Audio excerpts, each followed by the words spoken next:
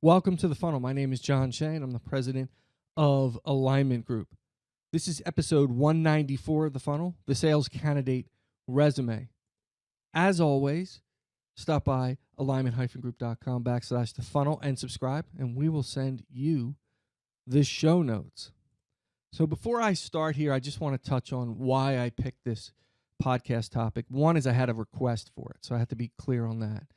And I went back and I looked at some of my other podcasts and I said, you know what? I've touched on the resume, but I haven't done a podcast on the resume. This might be a little different spin. I'm not going to flash up on the screen for those of you watching the video a picture of a resume and sort of pick it apart. What I want to do is kind of give you a general overview of what to look for and how to read between the lines. Keep in mind that a resume is a brochure, right? It's something that the sales rep has written about themselves or the candidate has written about themselves. And I think it's important to note that going into this process, that you're going to have to do a little work to peel back the layers of the resume to understand what really happened, what really went on, and how their career has progressed. Oftentimes, sales managers will get a resume from HR, recruiter, or whatever. If they're looking for a sales rep, they'll peruse it really quickly and they'll say, yes, bring this person in. I want to interview them.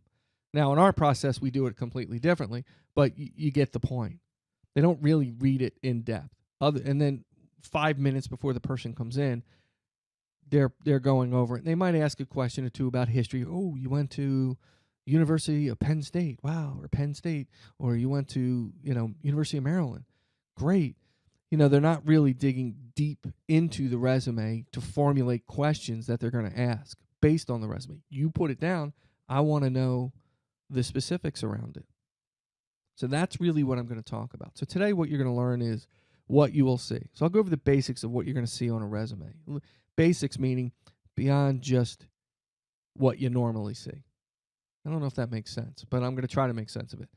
The unimportant stuff, the things I wouldn't worry about, what's typically missing in a resume, and asking the right questions. So let's talk about what you'll see. And we'll start with the basics, right? There's the name, the address, the email address, all that good stuff. Educational history, job history by date, some of the responsibilities and duties. So you see that's generally the typical outline of a resume, okay? What you're looking for is a little bit deeper than that. So you're going to look first for the objective. What did they write down? Did they put sales, if they're a sales candidate, did they put sales candidate, sales representative, account representative, or did they put sales manager or sales and marketing? I used to see a lot of sales and marketing back in the day. Or marketing. Why are you applying for a sales job? Why am I looking at a resume for a sales job when it says marketing? That's important to me. I want to know what they want.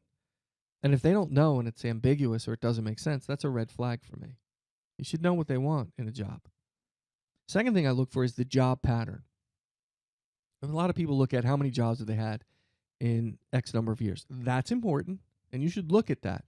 But what's the pattern? 2 years, 4 years, 3 years? Is there a pattern? When do they leave a job? Boy, September to September.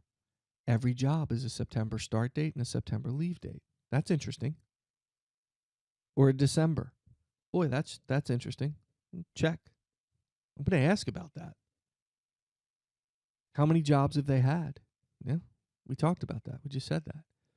Next, why did they leave jobs? And did they put the reason that they left the job on there?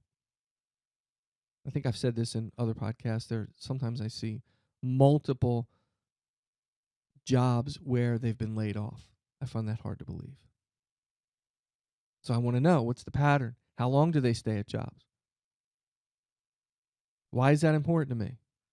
Well, we have a sales hiring process. We have an onboarding process. And we do a ramp-up time when we do the assessment.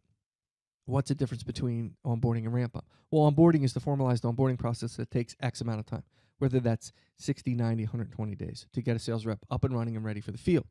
What we look at is how they answer the candidate assessment questionnaire. And we can tell you how long it's going to take before they provide you a return on your investment. That's based on you putting a solid onboarding program in place. Maybe they don't have all the skill sets you're looking for. Maybe they don't have the job history you're looking for. Maybe they have the whole package, so the ramp-up time isn't that long.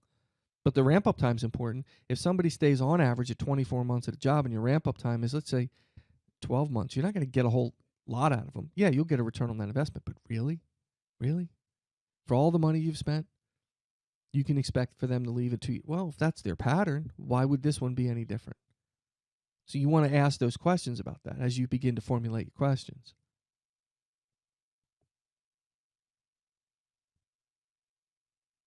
What's unimportant?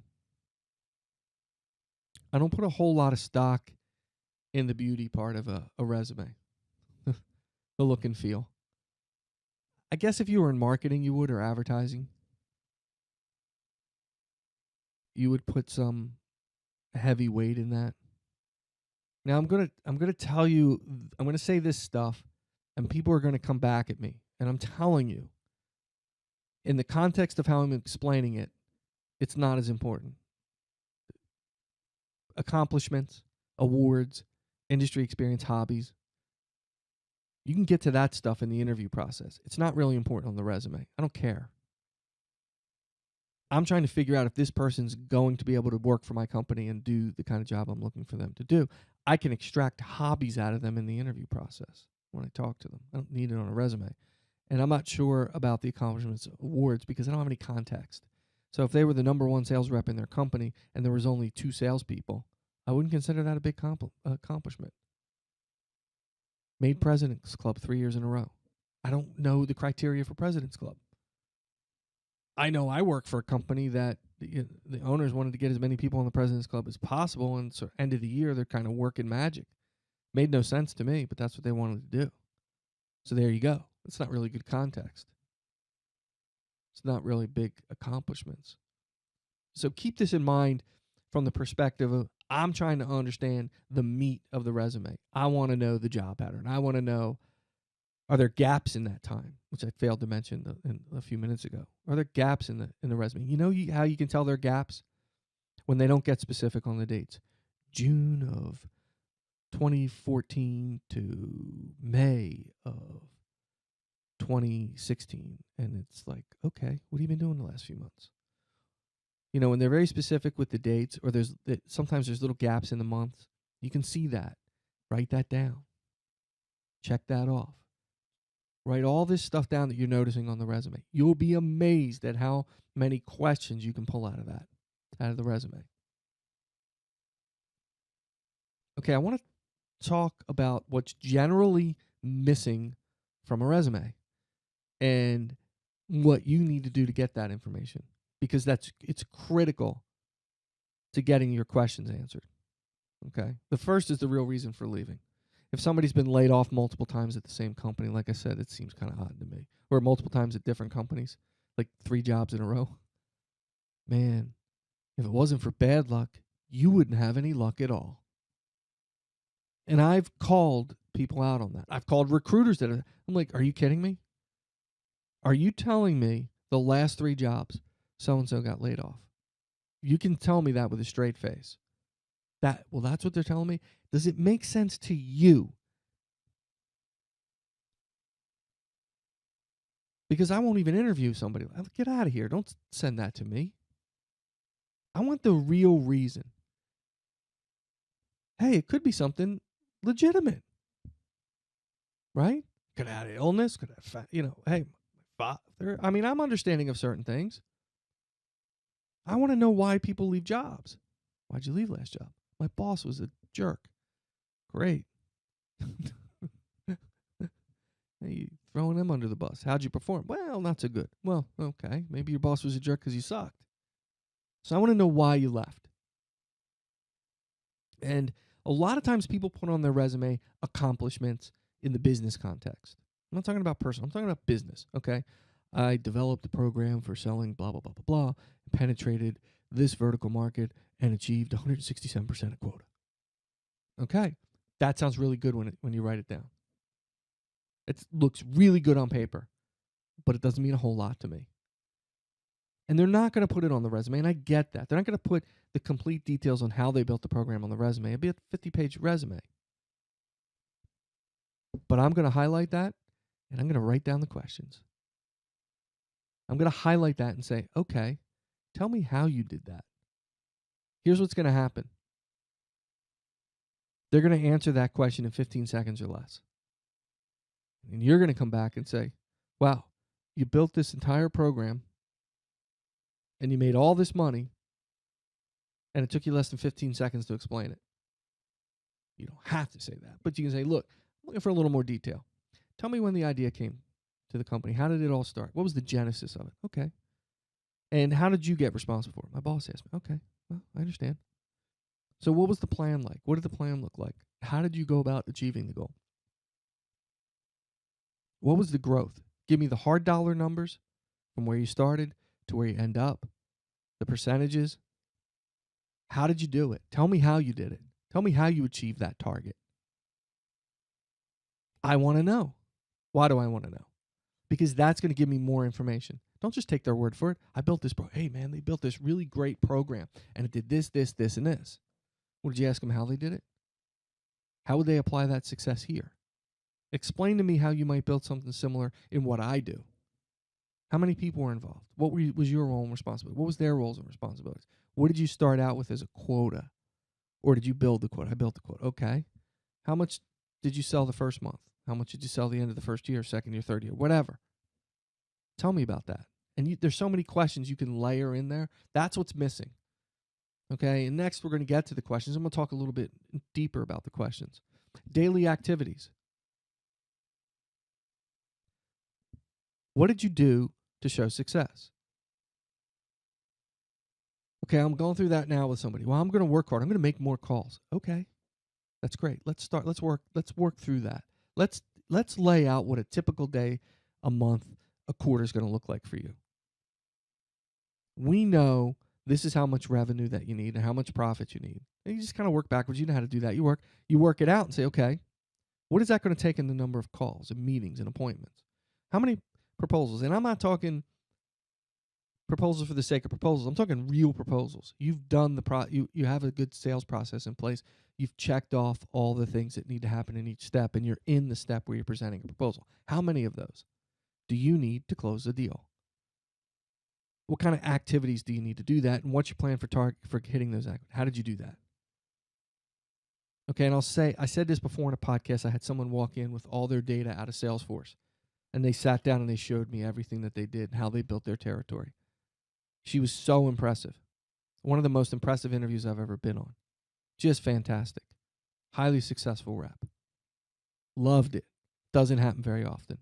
Usually get a resume with 120% of quota for the year. I don't know what that means. I don't have any context on that. Give me context. Great. What was your quota last year? What was it the year before? How do you stack rank in your peers in terms of quota attainment? What's their quota versus yours? What did the territory do before you got into the territory versus after? Who did you call on? What level in the company did you call on? How did you make the connections? How did you penetrate the account? See, those are the things that are missing. Who they called on, the daily activities, how they grew something, how they did the things they said they did in the resume, the real reason for leaving. Those are all the things I'm going to circle. Why'd you leave? Okay, why did they leave? Oh, this is a good one. They did this really cool program. I wanted the details on that. Well, if they got to these numbers and they were successful, they can explain to me how they got there. Really, I don't know who they're calling on in the company. They're calling on secretaries. They're calling on CEOs, CFOs. I don't know. Walk me through that. Walk me through how you make those connections. I want to put that resume matched up against what they tell me. Right? I want to know. Are we hitting the mark here? Okay, so let's talk about asking the right questions. And I can, and I do have a list of questions I think on the website you can download for hiring salespeople. But I would start building my questions from a couple of things. First, the candidate assessment, right? You have an assessment in front of you with all the data and information. In our assessment, we give you a few things that you should ask about, but you can go right down that assessment and circle things and highlight stuff and take notes and say, okay, this is where I can ask questions. Then I move to the resume, and I'd zero in on that resume, and I'd go from the top to the bottom. And I would look at very specific things, the pattern, the why they left companies, the real reason why they left companies, the data behind the numbers. Hey, if your sharing your salary information and how much you made, you're willing to share your W-2s. Bring your W-2s. Bring your sales information, the reports that show your success in sales. Bring all of this stuff with you to the interview. And then I'm going to ask you very specific questions about it. And here's what's going to happen. And I said this before. You're going to ask a question. They're going to answer it in 15 seconds or less. And I always take things back to analogies with kids, right? Did you do your homework? Yep. Pretty close-ended question. How about starting with, what homework did you have tonight? What homework did the teachers give you? I have this, this, this, and this. Okay, let's talk about history. What's the history homework about? Well, I had to write a paper on blah, blah, blah, blah. Great.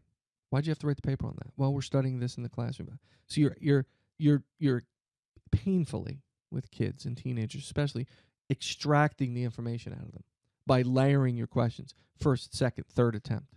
Be very specific. How did you grow that team? 15 seconds or less, bam, you get the answer back. Okay, let's talk about that. And there's a nugget in there.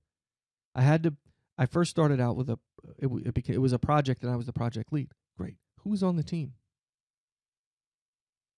And tell me their roles. Now I have the people on the team and their roles. How often did you meet? What was your objective when you started the project? When did you complete the project? So you can go through a question answered brings another question to the table. Don't stop there. Ask more questions. It's critical. So you're building on top of that. So if you really want to do your job right, you're going to study the data that comes back to you. And we go through this in our hiring class. The one thing I tell my clients, don't lead the witness. Don't give them the answer to the question in the question. And people do it all the time. You had to make a lot of calls, didn't you? You probably made 200 calls a week. I'm giving you something basic. You probably made 200 calls a week. Yeah, I made 200 calls a week. I knew it. Okay, that's simple and basic, but don't lead the witness. You don't want to give them an idea on what you're looking for. You want them to answer the question honestly. So you have to be clear when you ask it, specific, and don't lead them on to the answer that you would like to hear. Let them give you the answer. And then a question creates another question. A good, solid interview, after you get past the initial stuff, right? The assessment, the reviewing the assessment, maybe the 5-minute or on the phone interview. And you get them in for the big interview, that should last 2 to 3 hours. Easily 2 to 3 hours. So keep that in mind when you're moving forward. Keep that in mind when you're sitting down and reviewing that resume. Go through it with a fine-tooth comb. Look for patterns. Don't look for spelling errors. It's crap like that. Look for mistakes. Look for context. You're building something here. You told me you did this. I need specifics. I want to marry up what's on the brochure with what's under the hood. I get the car brochure. I go lift up the hood. I see the engine. Now I know how it runs. I turn on the radio. I drive it a little bit. Man, this car's awesome. Same thing here. Same thing with hiring candidates and reading the resume. The resume is critical. And I'm like preaching right now. I remember a rep sending me a resume and saying, can you look at this? A field supervisor years ago. It didn't work for me. But said, hey, you're pretty good. This is before I started this thing. You're pretty good at interviewing people. Can you look at this resume and tell me what you think? I sent her back. I sent her back an email with like 6 paragraphs. And I just went through the entire resume. She's like, oh my God, I didn't see any of that. And I sat her down and I walked her through it. Again, she didn't report to me, but I'm like, look, these are the things you look for in a resume. Don't take it for face value because it's not real. It's their brochure. And there's nothing wrong with that. I don't hold it against them. Everybody does that. Everybody puts their best foot forward. Don't forget to subscribe to The Funnel, alignment-group.com/The Funnel. You can find us on Facebook, Twitter @ShayJohnR. I'm on LinkedIn, Google+. Contact me, jshay@alignment-group.com. Can't wait to hear from you. Our website is alignment-group.com. And remember, send me some comments or suggestions. This podcast came from a suggestion. Love to have it. Thanks again for subscribing. And as always, keep filling the funnel.